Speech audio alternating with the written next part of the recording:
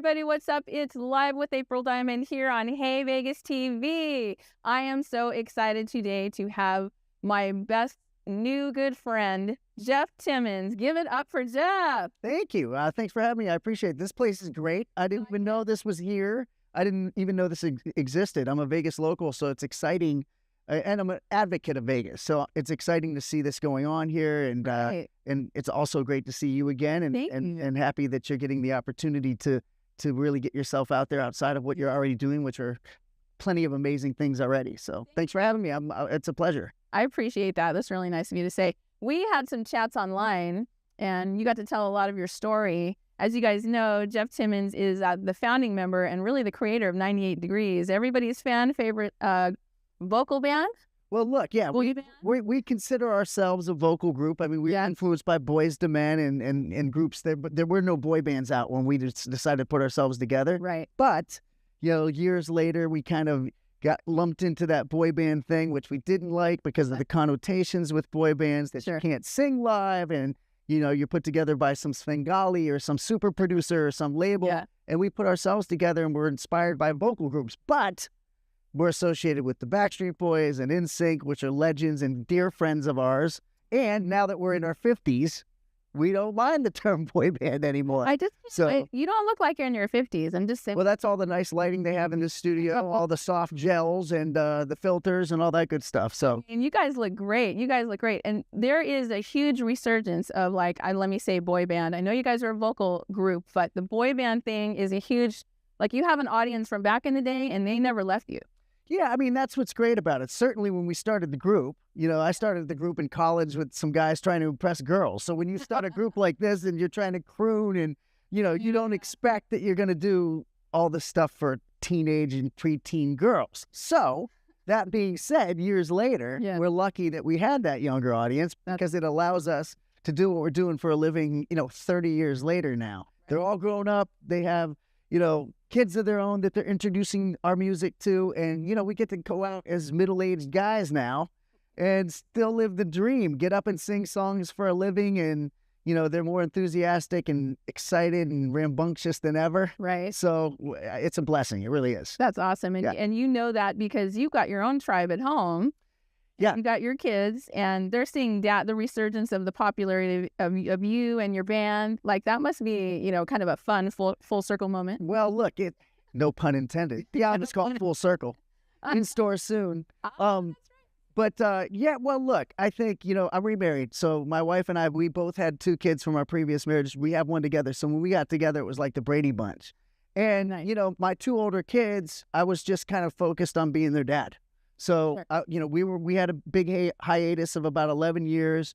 I kind of just did behind the scenes stuff. I did music for TV and ghost wrote songs for other artists, and primarily was just their dad. So after 11 years of a break, us coming back, now I told them I was cool. They didn't really believe it, but, you know, when we had a resurgence and came back after 11-year break, we went on tour with New Kids on the Block and Boys to Men, who we idolize, Boys to Men. So it was a dream for us, and we were doing stadiums, and we each had our own tour buses.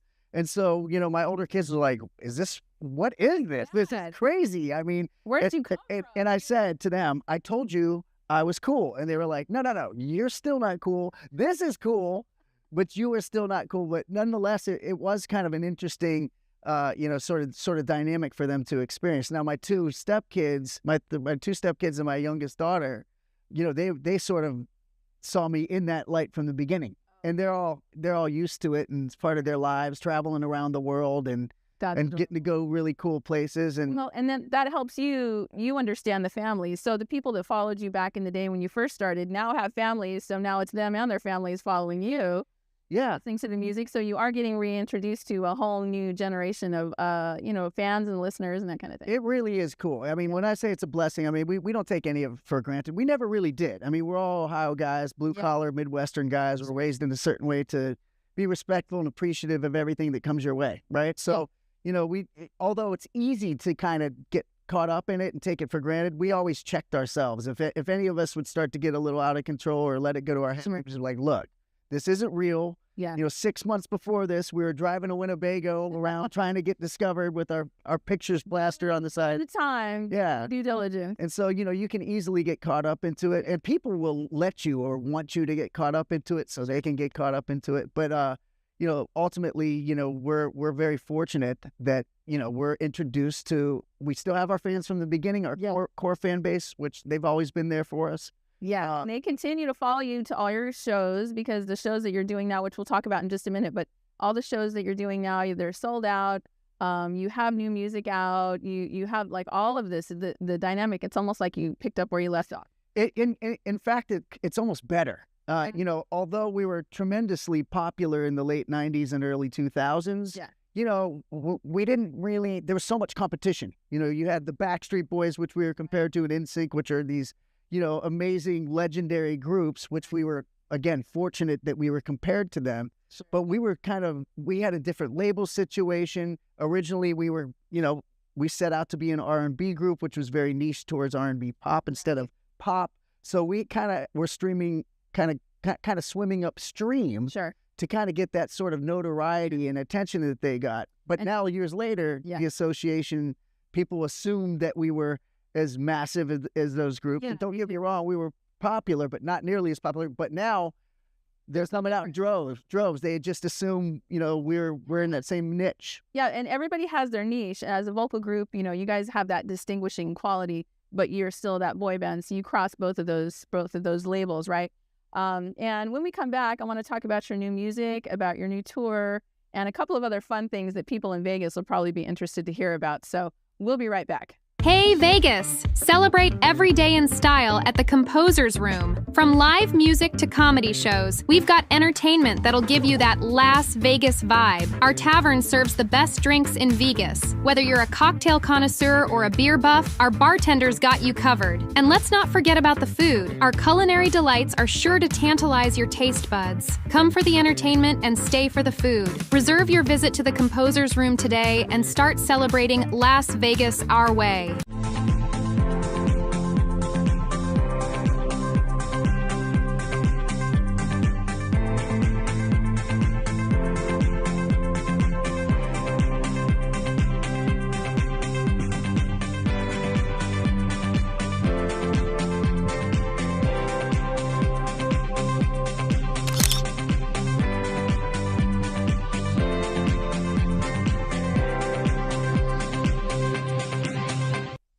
All right, you guys, we are back live with April Diamond with the one, the only Jeff Timmons from 98 Degrees. But also, you have multiple things going on, and I did some Googling of you. Oh, wow. I can't know what you wish for when you do that. There's some stuff on there. I bet there is. There's a few things. You have a lot of singles that I didn't realize you had released, which is exciting. Yeah, I mean, look, I kind of dabbled in doing solo stuff. I love the music, right? So you know how you're a musician, right? You put out music. Yeah. I do all this other stuff, and we could probably get into some of the other businesses and other ventures I have in entertainment.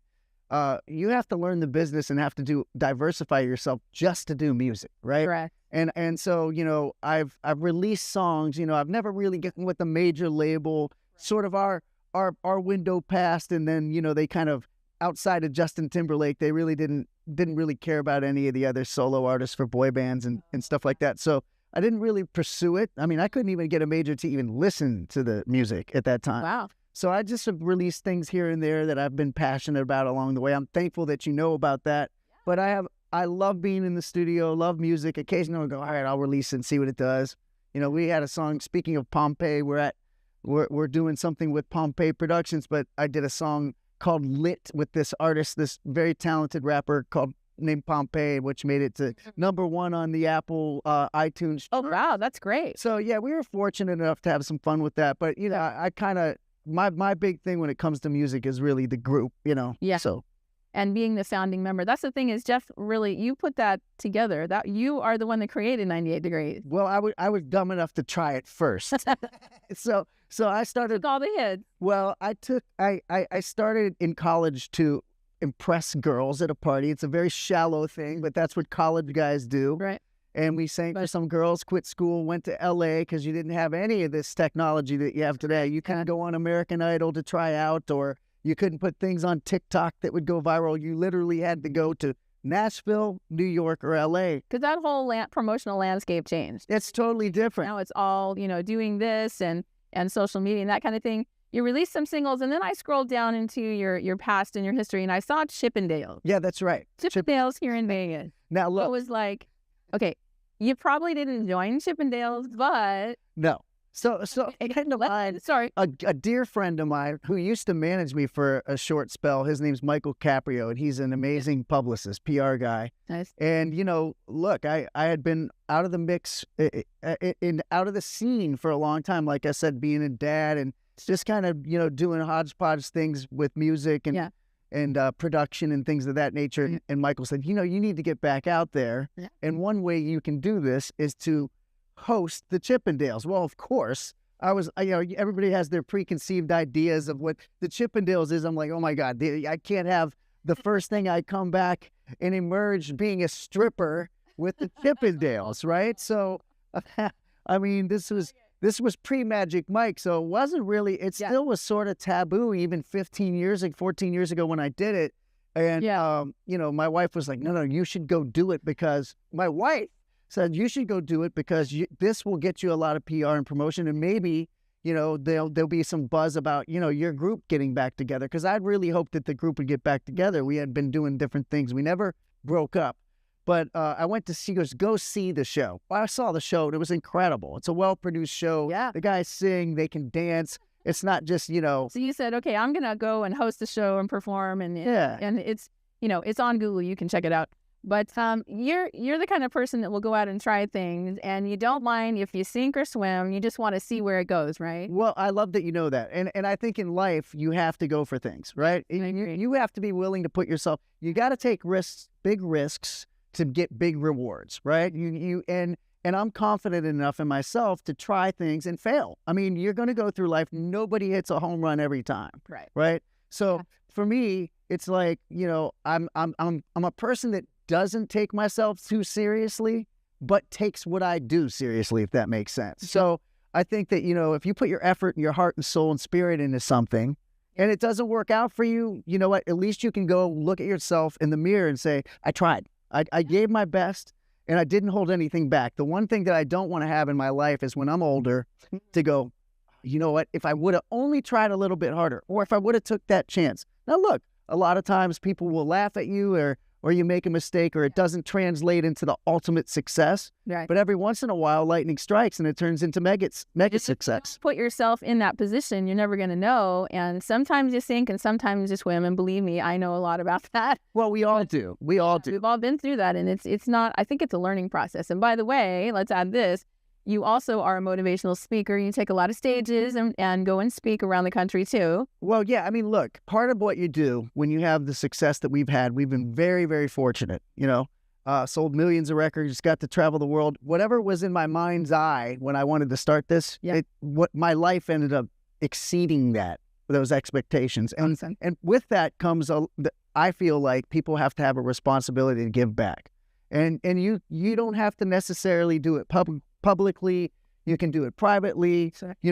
It's just something that I feel is, karma or the energy of reciprocating the blessings that you got, however you want to frame it. Yeah. Not to bring religion into it or the universe or God, whatever you believe in. I feel like if you're getting this sort of energy, you've been rewarded for your efforts, that it's only natural to give back. And one of those things that I like to do is just get in front of people and tell them my story. Yeah. Tell them that I'm a human being that tries and fails, but also gets myself into the mindset of putting things together, self-belief, and sort of manifesting what you go out to do. In the music business, you need that because you got to almost motivate yourself most of the time. It is a hard business, and a lot of businesses are really hard, but the entertainment business is brutal. And we're gonna talk more about when we come back. We're gonna talk more about the music that you're currently doing. We're gonna talk about what's coming up.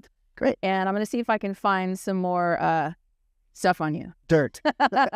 We're the best though. I love it. This is so much fun. We'll be right back with Jeff Timmons. Hey Vegas! Celebrate every day in style at the Composer's Room. From live music to comedy shows, we've got entertainment that'll give you that Las Vegas vibe. Our tavern serves the best drinks in Vegas. Whether you're a cocktail connoisseur or a beer buff, our bartenders got you covered. And let's not forget about the food. Our culinary delights are sure to tantalize your taste buds. Come for the entertainment and stay for the food. Reserve your visit to the Composer's Room today and start celebrating Las Vegas our way.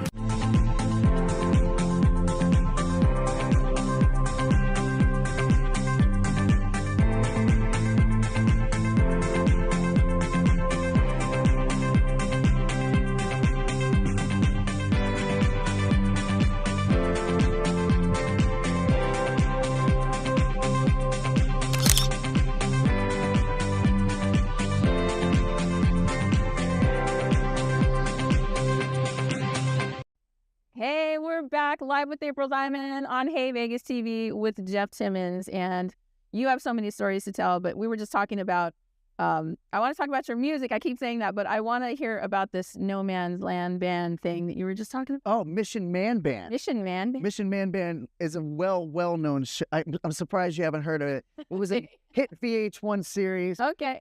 No, it wasn't. It was nobody watched it.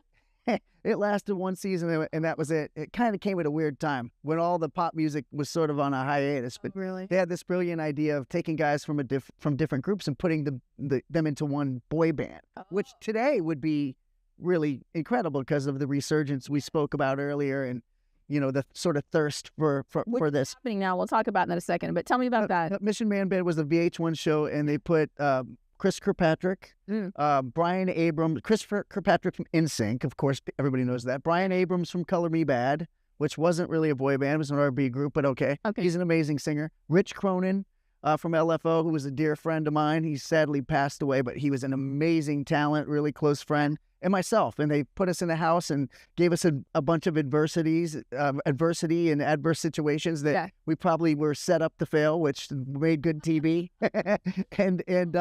But it was a really, really great experience in that it took us outside of our comfort zone. We have been used to having all this success and all this adulation, and then they put us in vulnerable situations on camera, and it sucked. It wasn't cool, and we looked bad on TV. But ultimately, Why did you say you looked bad on TV? Well, look, for example, our first performance live together was in an Orlando Magic basketball game. Okay, that's not exactly our fan base. It's a bunch of guys, so they wanted us to get boo. And Right. in fact, the production team actually put plants in the arena to boo us. And then it was supposed to be like sort of a humbling experience. And then the arc was, we came off at the end with a good performance at a club, but nonetheless, it was a great experience because it was hard, And now it's hard to get booed. Well, you don't want to get it's hard to get booed, but it's also, we had only experienced we were coming off the highest of highs, ultimate success, traveling the world on private jets and playing arenas to then it all kind of gets shut off like a faucet and you got to come back. Well, the faucet's turned back on. Yeah. Okay. And I want to talk about, I think you guys 98 Degrees just released a new single. We did. Yeah. We released a new single called Got You, which is an amazing song. It's a great song. Thank you. Nick Lachey co-wrote it with Alex Cantrell. Lachey, come on live with April Diamond on Hey Vegas. We want to talk to you. Yeah. All you guys. He's great. And he also wrote Soul Shock, I believe, kind of wrote it as well with them. And it's just sort of, when you do music like we've been doing for so many years, you think that you need to try to evolve, and certainly you do as a musician, right? But our fan base likes the ballads. But maybe we need to dance. Maybe we need to do up-tempo club songs. Maybe you just adjust it up, or maybe you need to add dance music, beats, whatever. But I like your authenticity. You guys do what you do. Well, we got back to it. We got back to it, and the fans love it, and it sounds like a 98 Degrees sounding song. Right. And we did what a lot of people were doing, and sort of Taylor Swift has made it, kind of brought it to the forefront, which is re-recording your own masters, right? Re-recording your own songs so you have ownership of your music.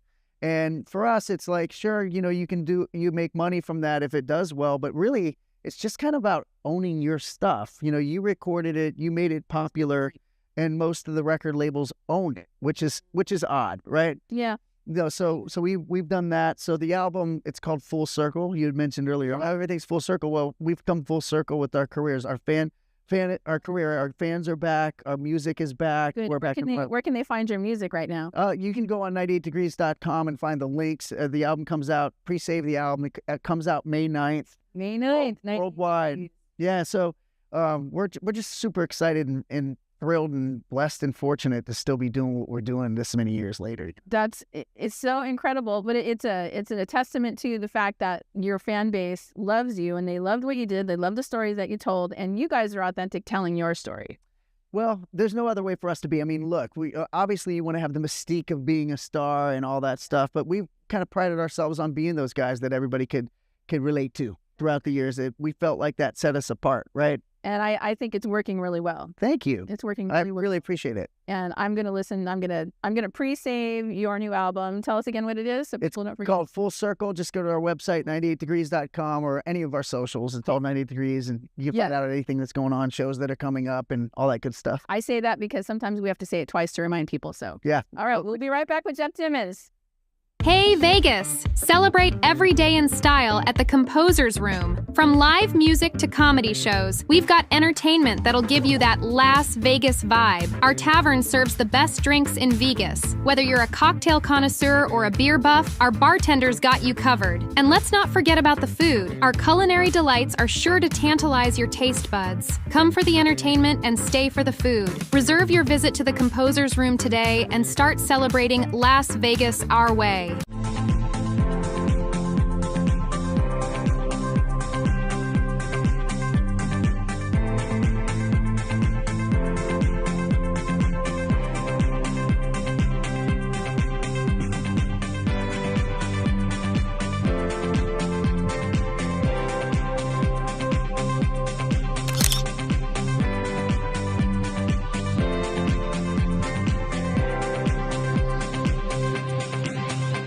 All right, we're back with Jeff Timmons and talking about 98 Degrees and the fact that you guys are back. Well, you've always been together, even the time passed and we didn't see you, but you've got some big things coming in the works. And I want to talk about Boy Band Symphony real quick. Of course. I heard about that. This is an amazing thing.